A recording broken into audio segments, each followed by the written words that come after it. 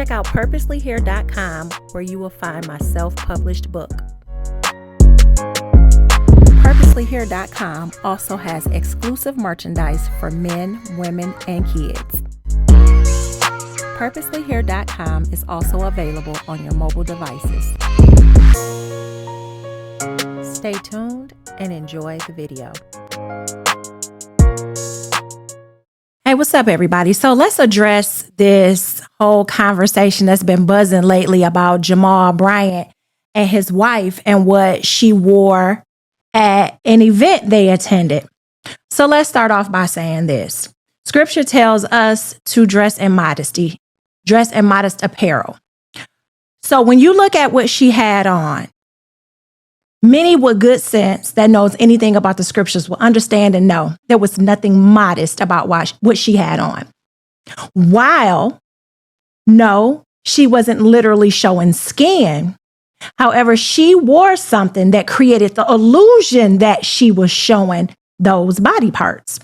Now, my question is, as a supposed woman of God, as they like to call them, as a supposed first lady, if that's even scriptural, let's say that, why would you want to create the illusion of not being completely covered, not being completely dressed?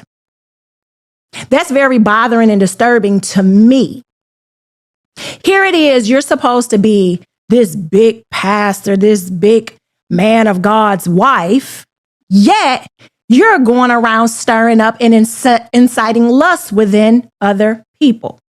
Now, one may say, people are still going to lust. People are still going to do this. People are still going to do that. While that is true, I will say this. You don't be the reason, you don't be the cause of that lust or that desire inciting up within them. And yes, that dress was very fit. It was very formed to her body. It created the illusion with the nude material that she was not fully covered. But then the part that's that much more disturbing is Jamal Bryant getting in the pulpit justifying the actions, saying he doesn't want somebody that doesn't make him want to do this or that. And if your wife can't make you do this or that, then you need to trade her in for another one, or whatever the case he was. I don't want to quote him exactly without having the words in front of me, because I know how he didn't say that. Okay, well, it was something very close and very, very similar to the point that I'm trying to make. And then to say, well, I bought the dress. Okay. Now he's in error. To get up there and talk about, well, nobody's talking about this amount of money that was raised. Oh boy, here we go back to money again in the church. That's a very common topic in the Christian church. Money, money, money, money, money. We're going to talk about the money that we raised and how she prayed and this, and that. So now let's stop and think for a moment. Do we really think that the Most High cares about the money that you raised? Do you really think that he cares how she supposedly prayed heaven down? I don't think so. I think he's more concerned about how he's being represented by these supposed people of him, because they were not a good representation with his justification and the way that she dressed. This is the problem with so many people.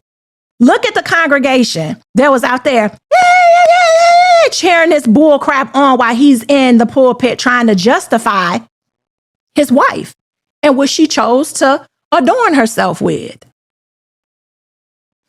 And when you look, a lot of them are silly women laden with sin, unlearned, untaught, carnal, getting up there with their feminist mindsets and still think that this woman is a woman of God, a woman of the Most High. I don't know how you all, many of you that's in the comments, can equally justify her actions. equally justify his response. It's because, A, he should have never agreed to buying something like that if that's the case. Her wanting something like that, it should have been shut down. But that is the problem. There are so many weak-minded men, and I'm sorry, but I have to say it. There are so many weak-minded men that is so caught up in their woman and don't want to make them mad or don't want to piss them off, don't want them to leave. So they go with whatever it is that they want. Rather than being a man and saying, I don't care if you stay or if you go. I'm standing on principle. I'm standing on the word of the Most High. And you will not come out the house looking like that.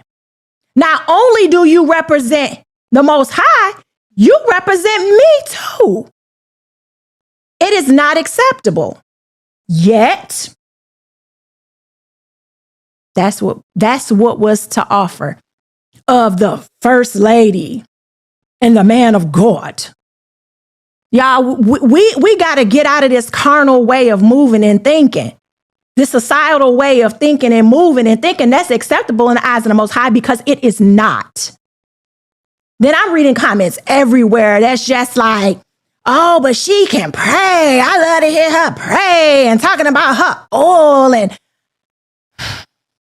y'all don't know what true spirituality is.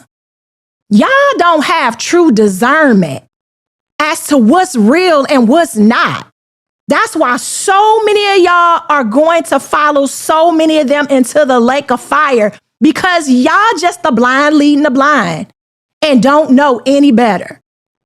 Y'all need to get y'all butts from under these wicked, evil, unlearned, selfish, all out for money preachers, and get under some real teaching, learning, and education. Because what they teaching, what they telling y'all, it's going to have many of y'all standing before the Most High having to explain yourselves. It's going to have many of y'all continuing to walk in error. So I just wanted to hop on real quick and give my take on her attire and how I personally, and I'm not, you know what? No, I'm going to take myself out of the equation because it has nothing to do with me. I personally, according to the scripture, that was not acceptable. Not for a woman that's supposed to be of the Most High. But you know, that's the day and time we living in.